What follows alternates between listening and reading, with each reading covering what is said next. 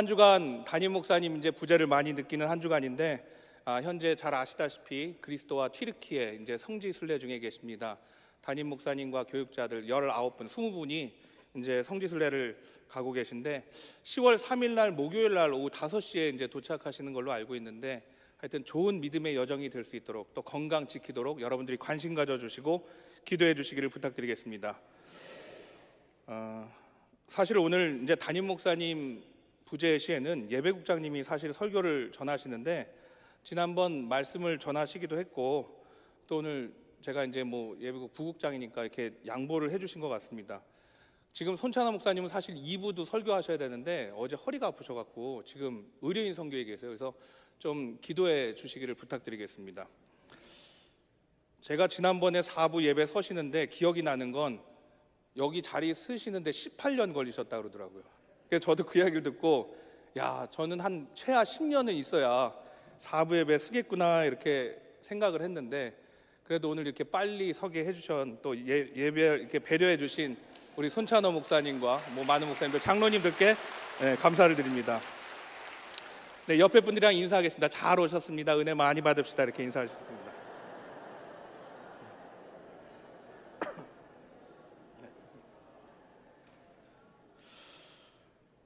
오늘 야고보서의 배경이 되는 시기는 참 고난과 어려움이 많은 시대였습니다.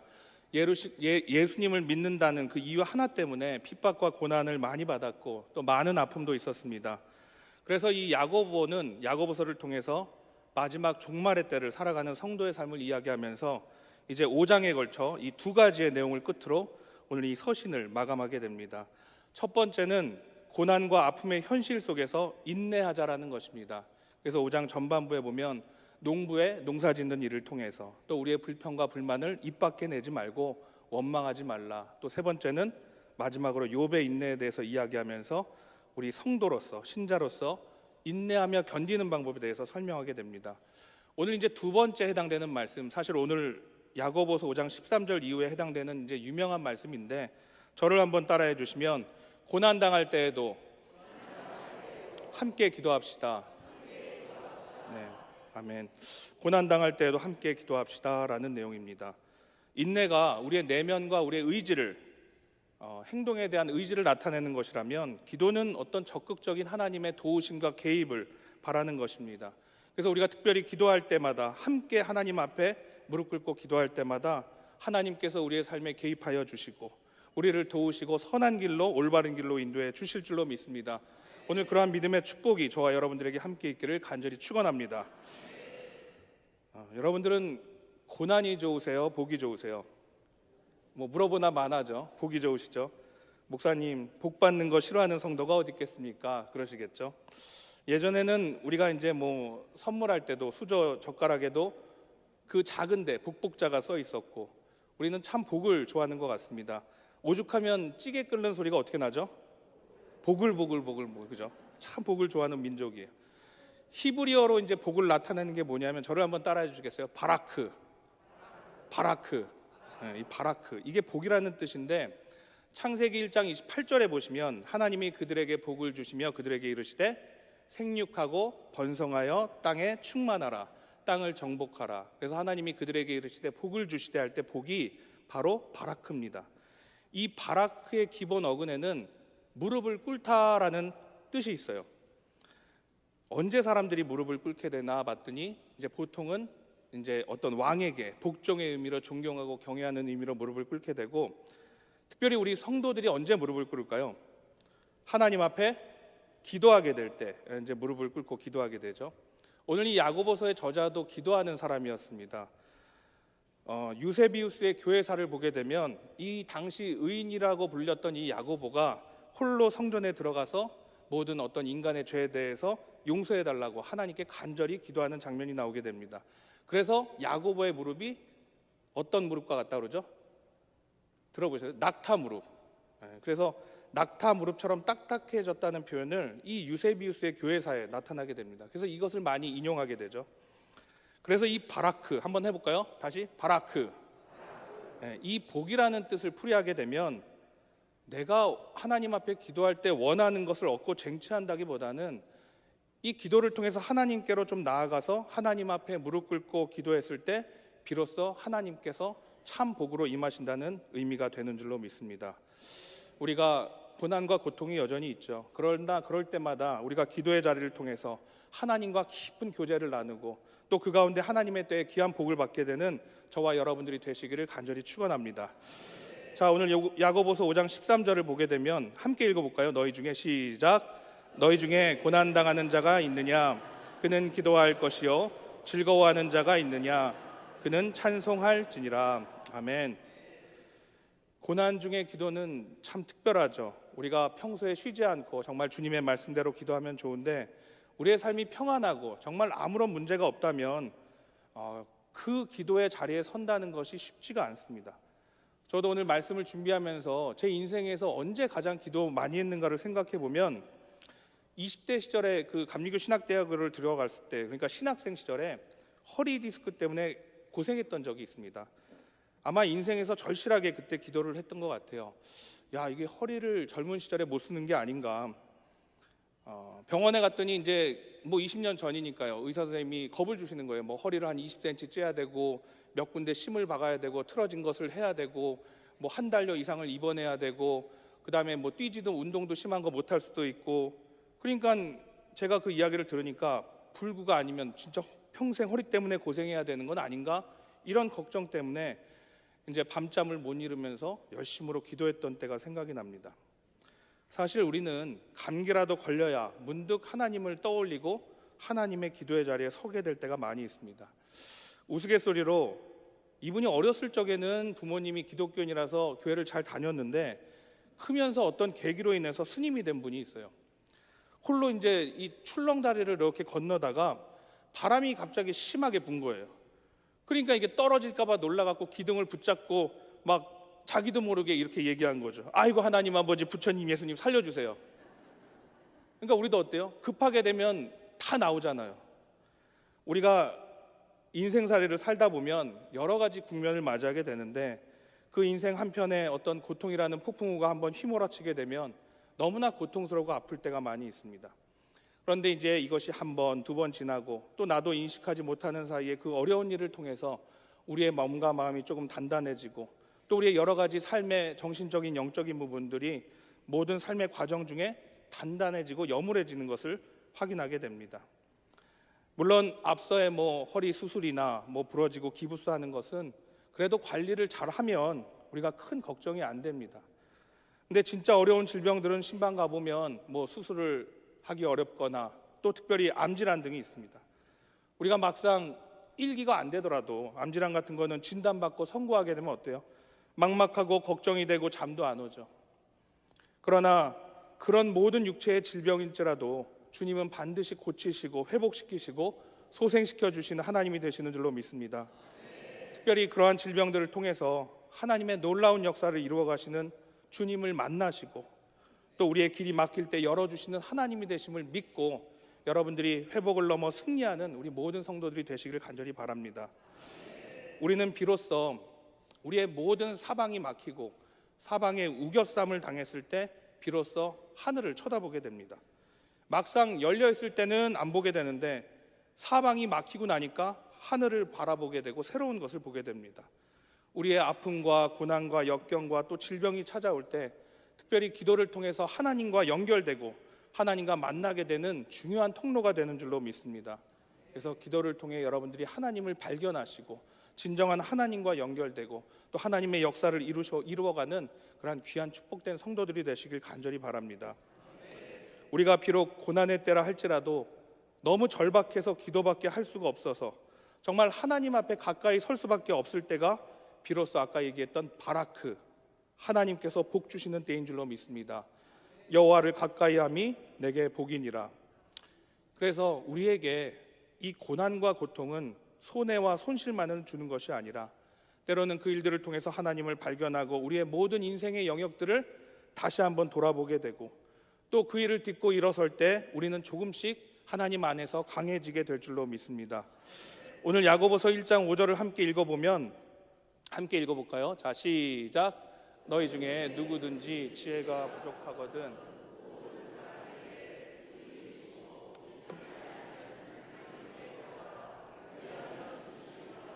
아멘. 하나님께 구하라 그리하면 주시리라. 사실 야고보서는 기도로 시작해서 기도로 끝이 납니다. 이 문장에서 사실 중요한 주된 동사는 뭐냐면 주시리라예요. 하나님은 주시는 분이신데 어떻게 주시기를 원하시는 분이시죠? 후히 주시기를 원하시는 분. 이 후히 주신다는 것은 물론 물리적으로 많은 양을 의미하기도 하지만 양적인 측면만 가진 것이 아닙니다. 그것보다는 우리에게 충분한 하나님의 보살핌과 인도하심을 통해서 정말 많은 것들을 주시기 위해서 만반의 준비를 하시고 계시다는 표현인 거예요. 제가 늦게 결혼을 했어요. 빨리 할 것 같았는데 안 되더라고요. 38에 결혼해서 39, 11월 달에 첫째를 낳습니다. 그러니까 이게 40이 넘어가나 조마조마했었는데 그게 아들이 하나예요. 그러니까 저희 부모님은 35부터 39 결혼할 때까지 8 결혼할 때까지 늘 저한테 오셔서 이제 뭐 결혼해라 이런 말씀보다는 한숨을 푹푹 쉬시면서 오늘 동료 목사님들 동창회에 갔는데 참 손주 자랑하고 사진으로 이렇게 보니까 귀엽더라. 그리고 한숨 쉬시고 들어가시는 거예요. 별 말씀 안 하세요. 야, 오늘 돌잔치에 갔는데 어쩜 그렇게 이쁘냐. 그리고 또 한숨 쉬시고 들어가시고. 야, 그게 엄청난 압박이었습니다. 그러니 39에 11월 달에 난 저도 독자였거든요. 그러니까 얼마나 그 손자 손녀들이 귀하겠어요. 그러니까 만날 때마다 이제 뭐를 막 사오시는 거죠. 뭘 사줄까? 네가 좋아하는 건 뭐냐? 통화해서 선물을 싸셔갖고 바리바리 싸갖고 오셔갖고 만나자마자 그걸 막 좀 이따 달라 그래도 던져놓고 막 주세요. 이게 좋으신 것 같아요. 그러니까 하나님도 그렇게 우리에게 후히 주시기를 원하시고 좋아하시는 분이신 줄로 믿습니다. 우리의 고통과 고난이 있죠. 그러나 그것을 다 지켜보신 다음에 야, 저쯤 되면 힘들어서 좀 짐짓거리고 배고프고 아니 나한테 구하고 달라고 할 때가 이제 곧 올 텐데 왜 안 하나 하고 기다리시는 분이 하나님이십니다.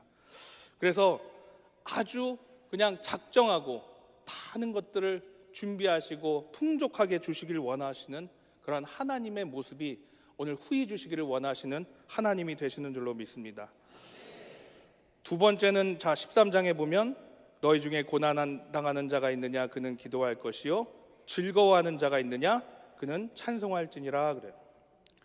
즐거워할 때 보통 어떤 찬양을 많이 부르십니까? 찬송은 사실 성경에도 나오는데 우리가 시편 150편이 사실은 보면 다 찬양이죠. 곡조 있는 기도고 찬양이고 또 운율을 붙여서 찬양으로 많이 불렀죠.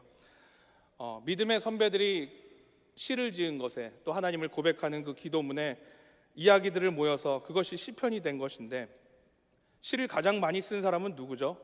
우리가 다윗으로 알고 있죠. 사무엘상 하반부에 보면 다윗을 소개할 때 뭐라고 돼 있냐면 하나님 앞에서 노래를 잘하는 자라고 표현을 합니다. 그러니까 물론 하프를 잘 켜서 음악적인 재능도 있지만 이 다윗의 삶을 보면 늘 하나님 앞에서 찬송하는 사람이었습니다. 찬양하는 자리에 서 있기를 좋아했다는 것입니다. 우리가 시편 23편을 잘 아시죠? 여호와는 나의 목자시니 내게 부족함이 없으리로다. 그가 나를 푸른 풀밭에 누이시며 쉴만한 물가로 인도하여 주시는도다. 아멘. 이 다윗이 부족한 게 없었을까요? 정말 쉴만한 물가와 푸른 초장에 날마다 거했을까요? 실제로 그의 인생을 살펴보면 왕이 되기까지 몇 번이나 죽을 고비를 넘기고 목숨을 위협받고 또 왕이 된 다음에 정상의 자리에 있을 때에도 아들인 압살롬이 끊임없이 죽이려고 하고 이 배신당한 아버지로서 미친 척하고 소변을 그적거리면서 도망다녔던 인생이었습니다. 그의 인생은 인생의 눈물 골짜기를 수없이 넘어왔던 때로는 정말 죄악의 나락에 떨어지기도 한 그러한 인생을 살았던 사람이 바로 다윗이었습니다. 그러나 그의 믿음의 고백을 보면 그의 펼쳐지는 인생의 페이지마다 그 마지막 귀결점에는 하나님을 찬양하는 노래로 점철되어 왔습니다. 그래서 다윗의 인생을 누군가 이렇게 표현했어요. 하나님의 품에 들려진 악기와도 같다고.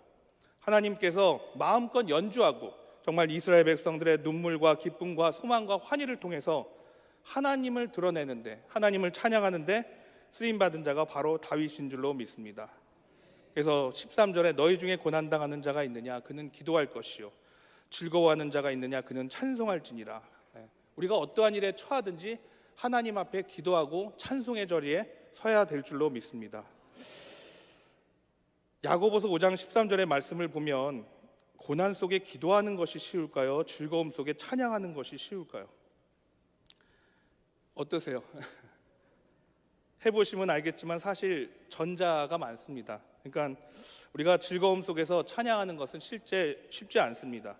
찬양이 곡조 있는 기도라고 했을 때 우리가 입버릇처럼 주여, 아버지, 주여, 하나님 이렇게 찾을 때는 사실 정상적으로 무슨 고민이 있거나 조금 뭐가 힘들거나 어려울 때 그런 기도가 터져 나오게 되는데, 우리의 즐거움처럼 안정되고 포만감 있고 정말 평온한 상태일 때는 그 찬양과 기도가 나오기 쉽지 않다라는 거죠.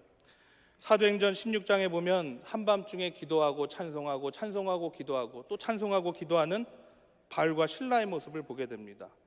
본래는 바울이 그 소아시아, 비두니아까지 복음을 전하려고 했다가 성령의 어떤 강권적인 역사에 의해서 유럽 마게도니아로 복음을 전하게 됩니다. 지금 담임 목사님 여정 가운데 있는 그곳이죠. 근데 거기서 복음을 전하려고 하는데 하필이면 이방인들에게 복음을 전하다가 잡히고 옥에 갇히고 매를 맞게 됩니다. 그래서 빌립보 감옥 안에서 바울과 실라는 이제 뭐 원망하는 마음도 들었겠죠. 기도하고 찬양하고 찬양하고 기도하게 됩니다. 그들이 왜 그렇게 했을까요? 처음에는 원망도 많이 했겠죠. 하나님, 이게 뭡니까? 내가 하나님 앞에 복음을 전하려고 하는데 이렇게 되었습니다. 저 아시아로 간다고 하지 않았습니까? 왜 이 유럽 땅까지 와서 복음을 전하고 있는데 왜 이 어렵게 뭐 매 맞고 옥에 갇히고 왜 이러한 일들을 겪게 하십니까? 원망하지 않았겠어요? 그러나 그럼에도 불구하고 지금까지 인도해 주신 하나님을 믿으면서 또 옆에 있는 신라와 함께 모든 것들을 다 당신의 뜻에 맡깁니다 하고 아마 찬양하고 기도하고 찬양했던 것 같아요. 그럴 때 갑자기 큰 지진이 나서 옥문이 열리고 메었던 모든 것들이 벗겨지게 된 줄로 믿습니다. 그걸 보면서 바울과 실라가 깨닫게 되는 거예요. 아, 하나님이 우리가 생각했던 것과는 다르게 역사하시겠구나. 앞으로의 우리의 모든 이방인들의 사역, 복음의 문이 활짝 열려지게 하시겠구나. 그동안 내가 복음을 전하는 데 있어서 막히고 메었던 모든 담들과 허물들이 무너지고 열리겠구나. 이것을 깨닫게 된 거예요. 그러면서 늘 우리의 삶에 함께 하셨던 하나님의 인도하심과 그 성령의 충만함을 통해서 그 자리에서 옥문이 열렸을 때 도망치지 아니하고 담대하게 그 놀라서 곁에 있던 간수에게 귀한 복음의 증거를 전할 수 있게 된 줄로 믿습니다. 그게 이제 마게도니아 유럽의 빌립보 교회의 시작이었죠. 그러니까 우리는 우리의 인생에 겪어보지 않는 삶을 통해서 또 때로는 한 번은 경험해 봐야 되는 그러한 인생 속에서 하나님의 어떤 인도하심을 깨닫게 됩니다. 모든 인생들이 우리가 정말 정한 대로, 순리대로, 계획대로 흘러간다면 우리가 왜 기도할 필요가 있겠습니까? 그러나 하나님께서 어떻게 우리의 믿음의 여정 가운데 역사하시는가? 우리가 때로는 육체의 질병과 고난 가운데 있지만 우리는 그 가운데 어떻게 해야 되고 하나님 앞에 어떻게 기도해야 되는가? 우리가 막혀진 어떤 메어진 우리의 삶을 뛰어넘어서 정말 우리의 삶의 승리를 가져올 그런 하나님을 기대하고 또 기도하는 저와 여러분들이 되시기를 간절히 바라고 축원합니다. 저희가 사실 이 야고보서의 5장 13절 이후의 말씀은 언제 많이 하죠? 매 예배 때마다 담임 목사님께서 그 치유의 기도를 하시면서 회복의 기도를 하시면서 이 본절을 가지고 말씀을 선포하시고 함께 기도하는 이 구절입니다. 너희 중에 병든 자가 있느냐? 그는 교회 장로들을 청할 것이요 그들은 주의 이름으로 기름을 바르며 그를 위하여 기도할지니라. 자, 15절 함께 읽어볼까요? 믿음의 기도는 시작.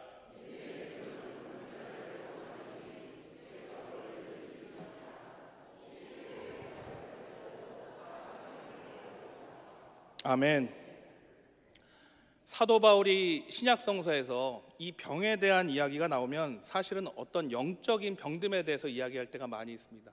그러나 오늘 이 야고보서도 그렇고, 이 야고보는 우리가 잘 알다시피 예수님의 형제죠. 바울보다 좀 앞사람의 시대의 사람이었고 또 예수님께 영향을 많이 받은 사람이었습니다. 여기에 나오는 병은 육체의 질병과 마음의 질병을 뜻하게 됩니다. 당시 예수님도 유난히 병든 자를 대하시고 고치시고 또 회복시키시기 위해서 일부러 찾아다니셨습니다. 아울러 그들을 일으키시고 또 기도로 구원을 통해서 회복시키셨습니다. 지금이야 우리가 많은 약들과 또 의료시설과 좋은 기술들이 있지만 당시에는 정말 조그만 전염병, 변종 바이러스라도 나타나기만 하면 속수무책으로 당할 수밖에 없었습니다. 우스갯소리로 우리나라도 예전에 메르스가 있었잖아요. 그 메르스가 뭐 중동의 낙타에게 뭐 전염된다 그래갖고 중동에 가본 적도 없는 동물원의 낙타들을 다 우리에 가두고 뭐 그런 적이 있었습니다. 그러니까 이게 무지했던 시절이었다면 정말 이 백성들이 많이 고통받았을 때 이 예수님의 회복과 고침을 통해서 정말 하나님의 놀라운 역사를 경험하게 되고 또 예수님의 고침은 한 줄기 빛과 같았는 줄로 믿습니다. 그래서 이 14절의 말씀과 15절의 말씀은 많은 질병을 나타내고 믿음의 기도는 병든 자를 구원하리니, 이것은 우리에게 또 많은 질병에 대해서 하나님 앞에 기도해야 됨을 알리는 귀한 말씀이 되는 줄로 믿습니다. 이런 질병을 통해서 사실은 나 하나뿐만 아니라 가족들이 매우 지치고 녹초가 될 때가 많이 있습니다. 저도 이제 아버지께 뭐라고 하냐면, 이제 연세가 있으시니까 두 분이 조금씩 아프세요. 근데 이제 아버지는 좀 건강하시고 어머니가 많이 아프신 것 같은데 조금 약하시죠, 아프시다기보단. 그래서 아버지는 은퇴하시고 너무 좋아하세요. 그래서 제가 늘 얘기합니다. 엄마가 아프면 좀 관심을 가져달라고. 엄마가 아프면 아빠는 못 움직이십니다. 하고 싶은 거 못 하십니다. 그랬더니 아버지가 조금 충격을 먹으셨는지 설거지도 하시고 좀 관심도 가주시고 맛있는 것도 사주시는 것 같은데 그렇게 협박하시면 될 것 같아요. 제가 보면 우리 승익교회 이제 원로 권사님들, 장로님들도 계시지만 이 앞에 부부가 나와서 이제 헌금위원을 하시거든요. 그래서 그렇게 해주시는 게 참 감사하고 또 보기만 해도 은혜가 넘칠 때가 많이 있습니다. 바라기는 우리 70세, 75세 넘으신 우리 권사님들, 원로 권사님들, 장로님들 늘 영육간에 강건하시길 바라고, 정말 두 분이 손붙잡고 이 예배당에 나오는 그 모습만 가지고도 많은 청년들과 청장년들 또 자라나는 세대에게 귀감이 되는 줄로 믿습니다. 우리가 아프면 실제로 돌봄을 봐야 될 나이, 그러니까 어떤 뉴스를 하나 봤는데 90세 가까운 아버지를 돌보는 한 70세 이제 돼가는 어떤 한 분이 이제 뭐 사별도 하고 자녀들만 있는데 그 90세 된 아버지를 놓을 수가 없어서 본인이 막 케어를 하는 거죠. 근데 언제는 이런 생각이 들더라는 거예요. 내가 아버지를 이렇게 돌보는데 이러다 내가 죽으면 누구한테 부탁하고 누구에게 이야기를 할까? 그러다가 극단적인 선택을 했다는 어떤 뉴스를 접한 적이 있습니다. 그러니까 여러 가지 질병과 특별히 치매 같은 것들은 우리 사회 공동의 문제입니다. 그러니까 한 사람의 한 가정의 문제로만 치부하기에는 이게 가혹하다는 거죠. 오늘 이 14절 15절 말씀을 보면서 너희 중에 병든 자가 있느냐, 믿음의 기도는 병든 자를 구원하리니, 오늘 육체의 질병과 마음의 질병으로 녹초가 된 두 상태를 모두 가리키는데 이 가운데 주님은 우리를 회복시켜 주시고 승리케 하시는 주님이 되시는 줄로 믿습니다. 그러면 우리는 어떻게 해야 되는가? 16절을 함께 읽겠습니다. 시작. 그러므로 너희 죄를 서로 고백하며 병이 낫기를 위하여 서로 기도하라. 의인의 간구는 역사하는 힘이 큼이니라. 아멘. 아주 유명한 구절이죠. 너희 죄를 서로 고백하고 병이 낫기를 위하여 서로 기도하라. 사실은 이 말씀을 보고 이제 카톨릭 고해성사에 인용하기도 하는 말씀인데 사실 우리가 생각하는 것과는 좀 다릅니다. 너희 죄를 고백하라는 것은 그냥 단순히 죄를 고백하는 게 아니라 내가 그 사람, 상대방에게 잘못을 했으면 그 사람에게 찾아가서 잘못을 시인하고 인정하라는 거예요. 그리고 서로 용서하라는 거예요. 밀양을 보셨는지 모르겠지만 그 밀양의 전도연이 감옥에 찾아가서 그러잖아요. 자신의 아들을 죽인 살인범을 찾아가서 처음에는 교회를 다니면서 신앙으로 그 사람을 용서해 주려고 갔더니 그 살인범이 너무나 태연하게 평안한 얼굴로 있는 거죠. 그리고 자기는 전도연을 보자마자 하나님께서 자기를 다 용서하셨다는 거예요. 그랬더니 전도연이 그 이야기를 듣고 어때요? 막 화를 내면서 아니 내가 용서를 안 했는데 그동안 정작 고통당했던 사람은 난데 왜 한마디 사과도 없이 용서받았다고 그렇게 이야기할 수 있느냐고, 누가 당신을 용서했느냐고 소리치는 장면이 나오게 됩니다. 우리가 서로에게 죄 지은 바가 있다면 서로 잘못을 시인하고 인정하고 용서하고 사랑해야 될 줄로 믿습니다. 그게 너희 죄를 서로 고백하며 병이 낫기를 위하여 서로 기도하라. 두 번째는 기도하라인데 이 육체의 질병과 마음의 질병이 있다면 우리의 공동체의 기도로 생각하고 이러한 문제를 내놓고 함께 기도해야 될 줄로 믿습니다. 그런데 서로 기도하자만 의미가 아니라 정말 그 기도의 대상자, 당사자들도 함께 기도의 자리에 와서 합심해서 그 불러서 기도하는 것이 중요하다라는 것입니다. 또 오늘 합심 기도가 중요한 것은 뭐냐면 한 사람, 두 사람, 세 사람, 네 사람 기도할 때 뭐 영적으로 파워풀하고 힘있고 이런 기도를 나타내는 것이 아니라 우리가 한 사람, 두 사람 모여서 함께 기도하게 되면 더 객관적인 기도를 할 수 있고 올바른 방향으로 기도를 하게 된다는 것입니다. 우리가 기도하다가 오류를 벌이는 게 뭐냐면 내가 혼자 기도하다가 어떤 응답을 받았는데, 내가 기도하다가 무엇을 받는데, 내가 어떤 잘못된 응답을 가지고 주관적인 판단을 내릴 수 있다라는 겁니다. 근데 함께 기도를 나누게 되면 내가 어려웠던 점들도, 기도의 내용들도 서로 함께 나누게 되고 공유하게 되고, 그리고 그 기도는 객관적이고 이타적이고 또 합리적인, 더 나아가 하나님의 본뜻에 가까운 기도를 드릴 수 있게 되는 줄로 믿습니다. 그래서 서로 기도할 때 우리의 욕망과 탕욕과 주관적이고 신앙적인 오리에서 벗어나면서 함께 기도할 때 하나님 역사에 주실 줄로 믿습니다. 특별히 금요성령 불기도회와 또 한 주에 한 번 이상 우리가 강조하고 있는 새벽기도회, 또 이번에 10월 6일부터 9일까지 이루어지는 창립 부흥성에 나와서 여러분들 함께 기도하시기를 바랍니다. 우리가 정말로 열심으로 서로가 서로를 위해서 우리의 죄를 고백하고 나누고 우리의 삶을 나누고 또 기도의 제목들을 내놓고 함께 기도할 때 하나님께서는 바라크, 우리에게 함께하여 주시길 원하시고 후히 주시기를 원하시고 더 큰 복으로, 더 큰 응답으로 우리의 부족하고 연약한 부분들을 채워주실 줄로 믿습니다. 오늘 마지막 17절 18절을 보시면 함께 읽겠습니다. 5장 17, 18 시작.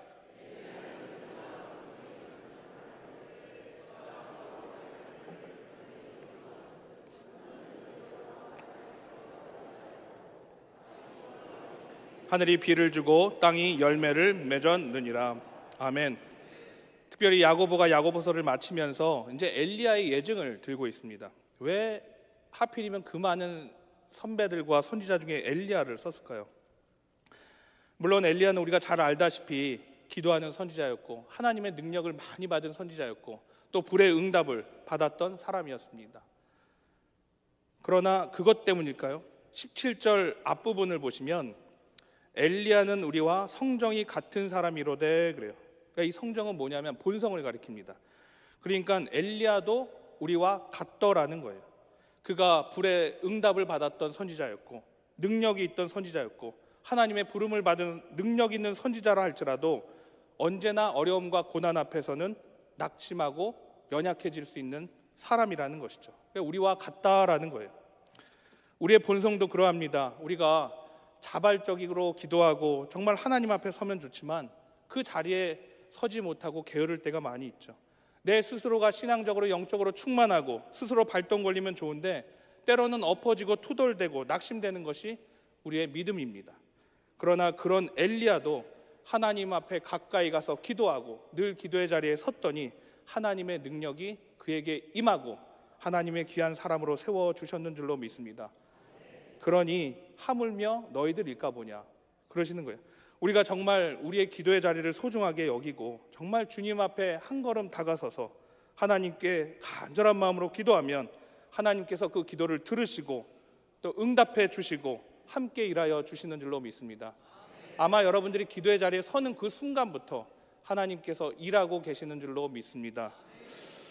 오늘 이 말씀 중에 너희 중에 고난당하는 자가 있느냐 그는 기도할 것이요 즐거워하는 자가 있느냐 그는 찬송할지니라.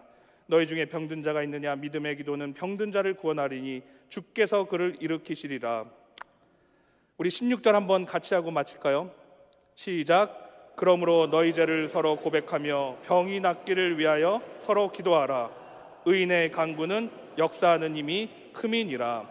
아멘. 함께 기도하시겠습니다. 헌금위원은 좀 나와 주시면 좋겠습니다. 할렐루야. 이 모든 것들을 더하신 하나님 아버지, 이제 우리가 주님 앞에 무릎 꿇어 간절한 마음으로 기도합니다. 당신의 사랑하는 자녀들 고난과 고통 중에 신음할 때마다 함께 아파하시고 위로하여 주시옵고 치유하시고 회복시켜 주시옵소서. 우리의 모든 삶을 소생하게 하여 주시는 하나님이 되시는 줄로 믿사오니 믿음의 기도는 병든 자를 구원하리니 주께서 그를 일으키시리라. 우리의 육체의 질병과 마음의 질병, 영의 문제까지도 치유하여 주시옵고 회복해 하시는 하나님께서 오늘 우리의 마음이 온전히 하나님을 향하게 하옵시고 하나님 앞에 간절한 마음으로 날마다 기도하고 응답받는 우리 모두가 될 수 있도록 주여 인도하여 주시옵소서.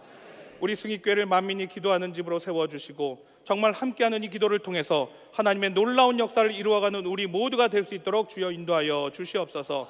모든 말씀 예수님의 이름으로 간절히 기도하옵나이다. 아멘.